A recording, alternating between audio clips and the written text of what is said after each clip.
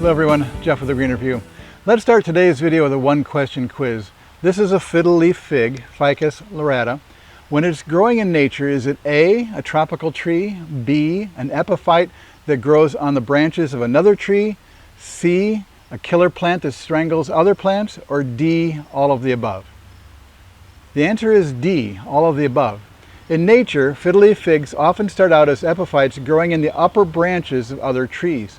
They send roots down the trunk and into the ground. They eventually completely wrap around the tree and kill the other tree and take its place. In the wild, they can reach 40 to 50 feet tall, but indoors in a pot, they grow slower and may only reach 10 feet tall. There are shorter varieties such as Bambino and Compacta. There's also a variegated form with white and green leaves. The leaves are thick and leathery with prominent veins and a wavy edge.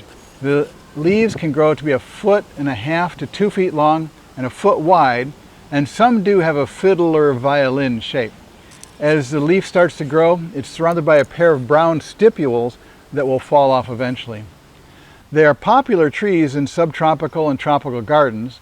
They've been a popular houseplant for many years, in spite of supposedly being hard to grow. They may get that reputation partly because of another plant in the ficus genus that we generally call a weeping fig or weeping ficus tree, which is Ficus benjamina, and that will drop all of its leaves if it's moved from a different environment. The fiddle-leaf fig is a little more temperamental than another member of the fig family, the rubber plant, Ficus elastica. I mentioned that these are ficus plants and they're in the fig family, but it's also called the mulberry family. So both the figs and the mulberries are in the same family. So let's talk about the fiddle-leaf fig care. What conditions would a tropical tree need? First, lots of light. If it's indoors, it can grow close to a window or under a bright light. Turn it on a regular basis to get light to all the leaves so they don't drop off on the shady side. A leaf that started growing in a bright light or shade may fall off if it's moved into the opposite condition. So if you buy the plant from a brightly lit greenhouse and take it home to a dimly lit room, you can expect the plant to adjust by dropping some leaves. Second, tropical plants don't like temperatures below the 50s, so don't put it near an outside door in a northern climate or near an air conditioning vent.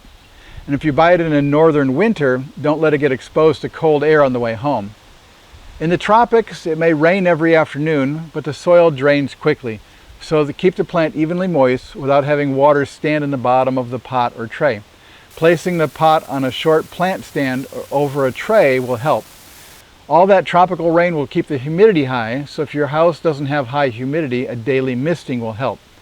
Since it wants to grow tall to reach the top of the tree canopy in the jungle, it will grow a long, straight trunk. Prune the trunk and it will grow side branches. Pruning every once in a while will keep it bushy. If you want to grow more fiddle-leaf figs, place the pruned cut-off trunk or branch into some rooting hormone and then water or more moist soil, and it'll probably grow roots and you'll have a new plant. Like any plant, house plant, fiddle-leaf figs may get aphids, mealybugs, scale insects, spider mites, or whiteflies.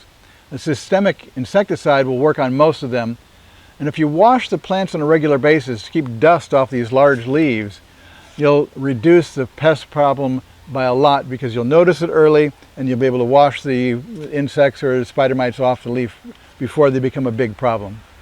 And this is Jeff with the Green Review. Thanks for watching.